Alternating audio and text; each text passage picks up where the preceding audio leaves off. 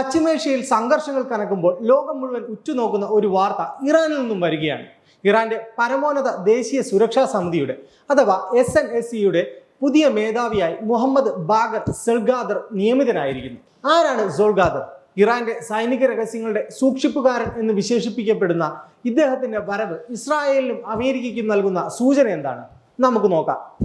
ഇറാന്റെ വിപ്ലവ ഗാർഡ് അഥവാ IRGCയിലെ ഏറ്റവും സ്വാധീനമുള്ള നേതാക്കളിൽ ഒരാളാണ് സോൾഗാദർ.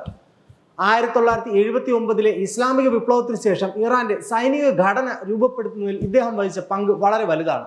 IRGCയുടെ ഡെപ്യൂട്ടി കമാൻഡറായി ദീർഘകാലം സേവനമനുഷ്ഠിച്ച ഇദ്ദേഹത്തെ പാശ്ചാത്യ മാധ്യമങ്ങൾ വിശേഷിപ്പിക്കുന്നത് ഡാർക്ക് ഹോഴ്സ് എന്നാണ്. അതായത് അണിയറയിൽ ഇരുന്ന് കരുനീക്കങ്ങൾ നടത്തുന്ന, അധികമാരും അറിയാത്ത, എന്നാൽ അതീവ അപകടകാരിയായ ഒരു തന്ത്രജ്ഞൻ.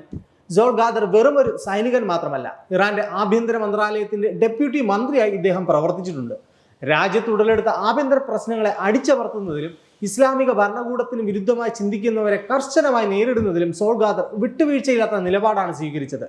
ഇറാന്റെ ഇന്റലിജൻസ് സംവിധാനങ്ങളെ ഏകോപിപ്പിക്കുന്നതിൽ ഇദ്ദേഹത്തിന്റെ കഴിവ് സമാനതകളില്ലാത്തതാണ്. 2005 മഹ്മൂദ് അഹമ്മദി നെജാദ് അപ്രതീക്ഷിതമായി ഇറാൻ പ്രസിഡന്റായി തിരഞ്ഞെടുക്കപ്പെട്ടപ്പോൾ അതിന് പിന്നിലെ പ്രധാന സൂത്രധാരൻ സോൾഗാദർ തന്നെയായിരുന്നു. അന്ന് ആഭ്യന്തര മന്ത്രാലയത്തിന്റെ ചുമതലയുണ്ടായിരുന്ന സോൾഗാദർ IRGCയുടെ സന്നദ്ധ സേനയായ ബസീജ് മിലിഷ്യയെ വോട്ടിംഗ് പ്രക്രിയയിലും സുരക്ഷയിലും സജീവമായി ഇടപെടിപ്പിച്ചു. തിരഞ്ഞെടുപ്പിൽ ക്രമക്കേട് നടന്നുവെന്ന് അന്ന് പരാതി ഉയർന്നപ്പോൾ ഭരണകൂടത്തിന് അനുകൂലമായ ഫലമുറപ്പിക്കാൻ സോൾഗാദർ നടത്തിയ നീക്കങ്ങൾ ഇറാൻ രാഷ്ട്രീയത്തിലെ നിർണായകമായ സംഭവങ്ങളായിരുന്നു.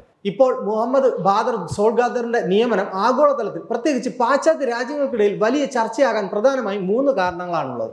ഒന്ന്, ഇസ്രായേൽ വിരുദ്ധതയും റെസിസ്റ്റൻസ് ആക്ടിവിസവും. പശ്ചിമേഷ്യയിൽ ഇസ്രായേലിന്റെ സാന്നിധ്യം ഇല്ലാതാക്കണമെന്നും ഹിസ്ബുള്ള, ഹമാസ്, ഹൂതികൾ തുടങ്ങിയ റെസിസ്റ്റന്റ് ഗ്രൂപ്പുകളെ ഒരൊറ്റ കുടക്കീഴിൽ കൊണ്ടുവരണമെന്ന ആവശ്യം. 2, അഡ്വാൻസ്ഡ് ഡ്രോൺ മിസൈൽ സാങ്കേതിക വിദ്യയിലെ സോൾഗാദറിന്റെ ഇടപെടൽ. IRGCയുടെ ഡെപ്യൂട്ടി കമാൻഡറായിരുന്ന കാലത്ത് തദ്ദേശീയമായി മിസൈലുകൾ വികസിപ്പിക്കുന്നതിനും ഡ്രോൺ സാങ്കേതിക വിദ്യയിൽ ഇറാനെ സ്വയം പര്യാപ്തമാക്കുന്നതിനും സോൾഗാദർ വലിയ പങ്ക് വഹിച്ചിട്ടുണ്ട്.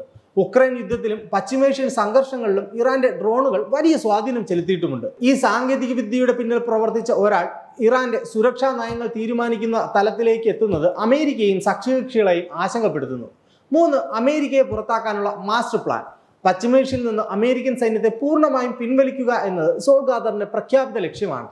മേഖലയിലെ അമേരിക്കൻ താവളങ്ങൾക്ക് നേരെ നടക്കുന്ന നീക്കങ്ങൾക്ക് പിന്നിൽ സോൾഗാദറിന്റെ തന്ത്രപരമായ ഉപദേശങ്ങൾ ഉണ്ടാകാറുണ്ടെന്ന് പാശ്ചാത്യ ഇന്റലിജൻസ് ഏജൻസികൾ കരുതുന്നു. മാറുന്ന ആഗോള സാഹചര്യത്തിൽ ഇറാൻ സ്വീകരിക്കുന്ന ഈ കടുത്ത നിലപാട് പശ്ചിമേഷ്യയിലെ അമേരിക്കൻ സ്വാധീനത്തിന് വലിയ വെല്ലുവിളിയാണ്.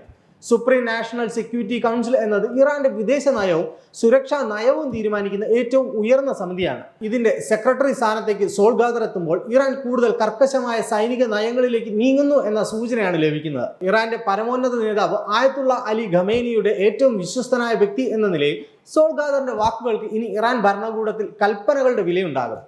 ഇറാൻ ഒരു ആണവ ശക്തിയാകാൻ ഒരുങ്ങുന്ന ഈ കാലഘട്ടത്തിൽ സോൾഗാദറിനെ പോലെ ഒരു നേതാവ് സുരക്ഷാ ചുമതല ഏൽക്കുന്നത് ലോകരാഷ്ട്രങ്ങളെ ആശങ്കയിലാക്കുന്നുണ്ട്.